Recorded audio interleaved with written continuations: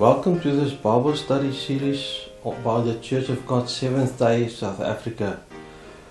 This is the fifth study on the history of the Church of God through the ages. We are now going to take a closer look at the European church, a big false church that was developed by Emperor Constantine, and how that brought on the dark Middle Ages and how that oppressed the pure church of Jesus Christ. Let's look at Revelation 13 and verse 1. In Revelation 13 verse 1 to 7 we can see a glimpse of what was to come, which did happen at that time. In Revelation 13 verse 1 it says, "Then I stood on the sand of the sea, and I saw a beast rising up out of the sea, and having 7 heads and 10 horns." Now remember that this beast has 7 heads and 10 horns. The 7 heads are 7 resurrections of the Roman Empire, and that was brought on by the 10 horns, which is 10 kings that had prominence and influence. And it says, "And on his horns 10 crowns, and on his heads a blasphemous name." So it is actually anti-Christ, or it is against God the Father. Verse 2 says, "Now the beast which I saw was like a leopard.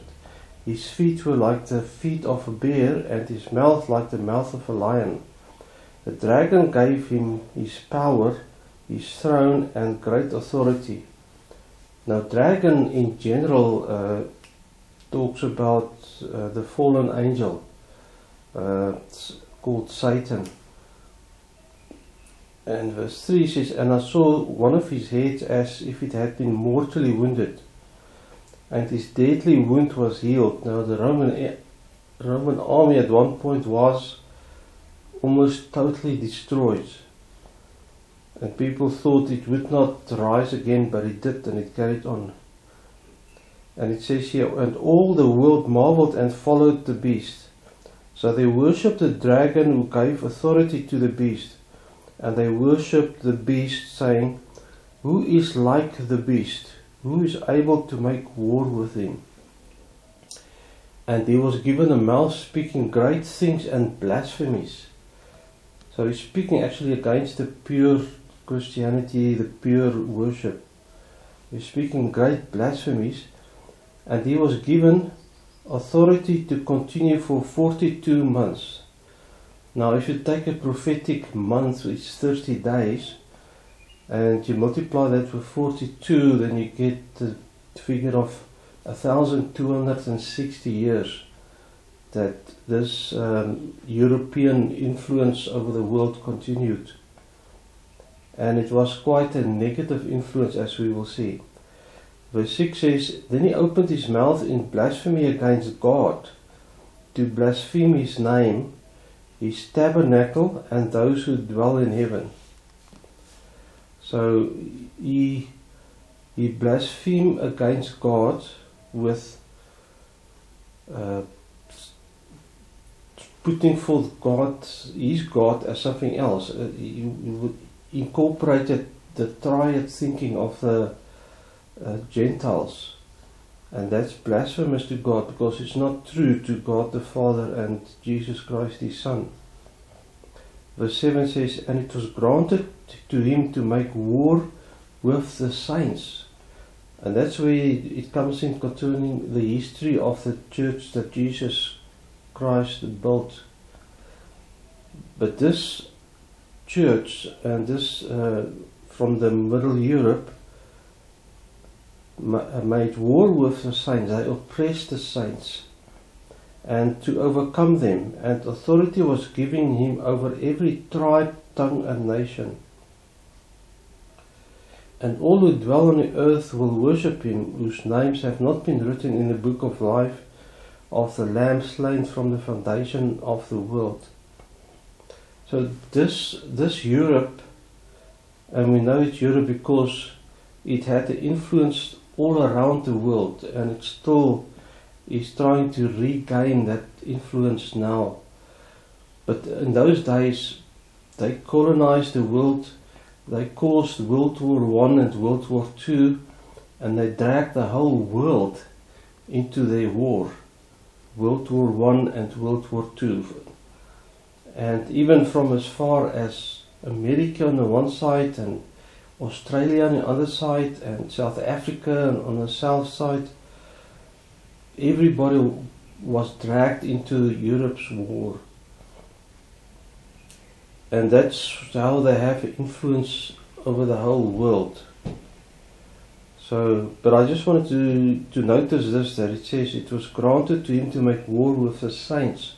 So the true church was oppressed and could not grow and could not organize. And there's very little information during the dark Middle Ages of the true church of God. So if we just look at 2 Corinthians 11 verse 2, I just want to contrast a saying now between the true church and the false church. The true church in 2 Corinthians 11 verse 2, Paul says here, "But I beg you that when I am present I may be bold with that confidence by which I intend to be bold against some who think of us as if we walk according to the flesh." So I'm in the wrong chapter. Let's look at chapter 11. We're going to look at 2 Corinthians 11 verse 2. It says, "For I am jealous for you with godly jealousy, for I have betrothed you to one husband." So this is like a virgin who's betrothed to one husband, and that's the true church, the pure church. And that husband is Jesus Christ. It says, "For I have betrothed you to one husband, that I may present you as a chaste virgin to Christ. But I fear lest somehow, as the serpent deceived Eve by his craftiness, so your minds may be corrupted from the simplicity that is in Christ." And how are their minds corrupted from the simplicity in understanding Christ as the Son of God, our High Priest? Verse 4 tells you, "For if he who comes preaches another Jesus, whom we have not preached, or if you received a different spirit which you have not received, or a different gospel which you have not accepted, you may as well put up with it." So they came and preached Jesus, but it's a different Jesus. It's not the Jesus that the Apostle Paul and others thoroughly understood and preached. And it's part of the problem of the triad system, that it deceives the people and it makes them confused. It's not simplicity, it's now confused. You can't understand it properly and you can't wrap your mind around it. And the idea of a high priest that pleads for you to arrange a mercy for you to change and get your life in order and to keep the 10 Commandments, that concept is now driven out of the mind of people, and now they believe in the triad system of a co-equal God, and they say it's three spouses, all kinds of big words which few understand, which is actually not understandable, and they come with concepts which are not true, and they take away the simplicity of understanding Jesus Christ as your advocate and as your high priest. And people actually lose mercy, they lose their salvation in the process. In the long term, they are turned away and they lose their faith, because it's strange and it's weird and it's not understandable, and they can't have a heartfelt relationship with that weird concept. Let's turn to Revelation 17. I want to turn to Revelation 17. We are now going to look at a big false church that comes across the world. The Revelation 17. In Revelation 17 it tells us about this false church which is developed out of Europe. Revelation 17, and the reason I'm doing this is so that you can understand why there's so little history of the true, pure Church of God until the 1600s, at the end of the Dark Middle Ages. Revelation 17 says, "Then one of the 7 angels who had the 7 bowls came and talked with me, saying to me, 'Come, I will show you the judgment of the great harlot, who sits on many waters.'" So this is not a harlot. This isn't a pure virgin that's betrothed to one husband. This is a harlot who takes from many men, and she doesn't want to wait till she's married to have influence and total influence, because in the days of King David, God allowed the separation of church and state. But this harlot is now getting directly involved with governments, and they are in cahoots with governments to everyone have their own special interests. So if the government attack that nation, then it's going to help this church, and this church will come in quickly after the war and try and establish itself in that country. If it is pushed out and opposed in a country, then this church may, I won't say exactly how it happens, but there's an influence, there's a worker in between. So that is a church that's not going to wait for Christ to have direct influence on the world. Because the true gospel is Christ will come one day and rule the world. But they want to rule the world now and have influence worldwide and spread worldwide, and there's some collusion between church and state which is against God's wish at this point. So let's look at that. It says here in verse 2, says, "With whom the kings of the earth committed fornication." See, there's a collusion between them. "And the inhabitants of the earth were made drunk with the wine of her fornication." So the inhabitants became drunk. They couldn't understand the Bible anymore. They were deceived and they couldn't put things together. And they were really in state of confusion, and their religions and their Christianity was not recognizable even at some times, how they would feed in their own ideas and commandments which is not from God. So verse 3 says, "So he carried me away in the spirit into the wilderness, and I saw a woman sitting on a scarlet beast, which was full of names of blasphemy, having 7 heads and 10 horns." So again, there's the 7 heads and 10 horns. So there's a woman, but she is a harlot, and she sits on those beasts, and she used them to further her own plans. In verse 4 says, "The woman was arrayed in purple and scarlet, and adorned with gold and precious stones and pearls, having in her hand a golden cup full of abomination and the filthiness of her fornication. And on her forehead a name was written, Mystery, Babylon the Great, the mother of harlots and of the abominations of the earth."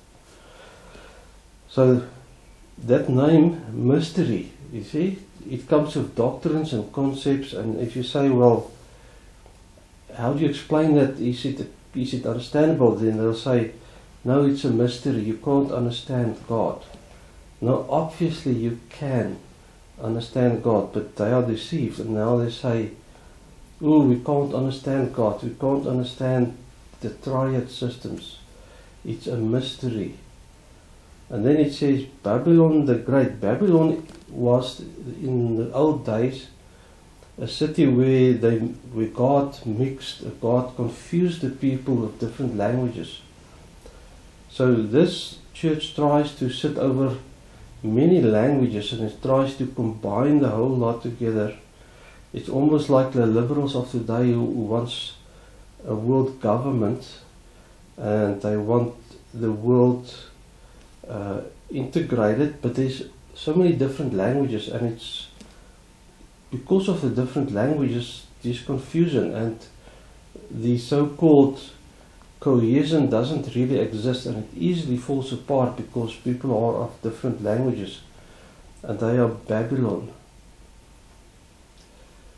So until Jesus comes and a miracle happens again that all people understand the same language, this will not happen and it will not succeed, but they'll try, and it will be like Babylon, a confusion between different languages and people, and they'll come together but not really, and it's not really cohesive. And it says here, mystery, Babylon the Great, the mother of harlots and of the abominations of the earth. So they are harlots, it's mother of harlot, but there's other harlots, also other churches that forms under this church that's like this church worldwide. And they've committed fornication with the triad systems, they've committed fornication with the sun worship God, they've committed fornication with the Ishtar, the bunny egg fertility goddess. So she is a harlot. Verse 6 says, I saw the woman drunk with the blood of the saints and with the blood of the martyrs of Jesus. So she form a combination type of church, and then she persecutes the pure church, and that is why the history of the Church of God, the true pure Church of God, is very scant. It's very small. It's not much available because it was destroyed all the time. And if there's anything written in a history book, that book was isolated. Verse 7 says, but the angel said to me, why did you marvel? I will tell you the mystery of the woman and of the beast that carries her, which has the 7 heads and the 10 horns. That's again Europe. The beast that you saw was and is not, and will ascend out of the bottomless pit and go to perdition, and those who dwell on the earth will marvel, whose names are not written in the book of life. They won't understand. And when they see the beast that was and yet is still, they will marvel. Okay. In verse 9 it says, here is the mind which has wisdom. The 7 heads are 7 mountains on which the woman sits. So there are 7 mounts where she has her seat. And there are also 7 kings. 5 have fallen, 1 is, and the other has not yet come. And when he comes, he must continue a short time. The beast that was and is not is himself also the 8th, and is of the 7, and is going to perdition. The 10 horns which you saw are 10 kings who have received no kingdom as yet, but they receive authority for 1 hour as kings with the beast. These are of one mind, and they will be given the power and authority of the beast. These will make war with the Lamb. In the end, when Christ returns, this false church will fight Christ, will move the kings of the earth, the governments, the armies of the earth to fight Christ. They will make war with Lamb, and the Lamb will overcome them. For he is Lord of lords and King of kings, and those who are with him are called chosen and faithful.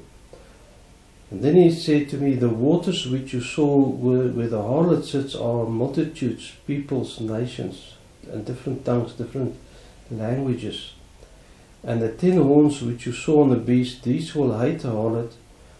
In the end, the kings will hate this false church, and make her desolate and naked, and her flesh and burn, and eat her flesh and burn with fire. For God has put it into their hearts to fulfill His purpose, to be of one mind, and to give the kingdom to the beast, until the words of God are fulfilled. And the woman whom you saw is that great city which reigns over the kings of the earth. So this false church has its own city, and the city is among 7 hills. So somewhere this church owns its own little country and city, and it rules the world, or the governments. It has collusion with governments of the world against God's will. So that church has oppressed the true church through the ages, and very little is known of the pure Christian church until after the 1260 years of the Dark Middle Ages. So now after that, in the 1600s, eventually a plague came, a great sickness, a disease spread through Europe, and the false church could not do anything about it. People went to the leaders of this church and they cried, and nothing helped, because this church had oppressed knowledge. You could not bring forth scientific facts to this church. This church oppressed and knowledge, and the people knew little, and medical science was oppressed as well. And eventually the people learned that this church could not save them from the plague. And then they began to distrust the church, and they began to turn towards medical science. And eventually medical science explained the plague that ravished Europe and managed to stop it. So God was not going to help them in any way. They would suffer the consequences of their oppression and of ensuring that people are not educated. Now, eventually, science could carry on. The church was more or less distrusted. Scientists came out and proved a lot of things. Technology advanced. One of the big things was the printing press. And then came the reform, because the Bible was now translated from an impossible language such as Latin, which only those teachers of the false church claimed to understand. But now the Bible was translated into other languages, and people could pick up a Bible from the printing press, and they could read for themselves and understand just how far the false church have gone off the mark. Now that church reformed to some extent as well, but the Reformation was blazing forth in Germany and out, and especially in England. And the King of England saw this as an opportunity to totally separate now from Europe, which is what has been causing so much problems. And the King of England, King James, then formed the Church of England, and they published the King James Version. And then you had the Church of England with the King James Version, and that was now separate religiously from Europe. But also at that time, technology such as navigation and trade blossomed, and ships went worldwide. They found America, and they went down south to South Africa, and the ships went around to India and Australia and New Zealand and places like that. And they began to colonize certain areas which was very sparsely populated, and they made that their free worlds, with a big issue being religious freedom, because they don't want to be oppressed by a single church ever again. So we will look at that. Just to come back to Britain, it's interesting that in Britain the Reformed continued and the people studied the Bible in English now. And in Britain you have the lower house and the higher house in Parliament. And the Reform developed to a point, but then others said it's not far enough, they must continue with more reforms. And then King James said, no, the upper house in Britain and the lower house in Britain at that time became opposed as to just how far this reform must happen, and they felt it was going too far. And King James made the King James Bible, and unfortunately all the 17 titles that you find in the Bible referring to the God family, all those titles and two names, which is Jehovah and Yeshua, all those titles and names were all translated into the single word God. And that's confusing, because that still to an extent supports the Trinity doctrine. So the Church of England never got away from the Trinity doctrine, and it still stayed, because King James said, that's it, this is the Bible now, everybody must take this Bible, this is the authorized Bible in England for the Church of England. So therefore the Trinity doctrine stayed, and they couldn't move beyond that to the pure religion, to understand the Father is the Father and the Son is the Son, pure and simple. So from the King James Version, if you study that aspect, it doesn't help. You have to go beyond that, look into original manuscripts and the Sacred Names Bible to begin to undo all the leftover Trinitarian translations.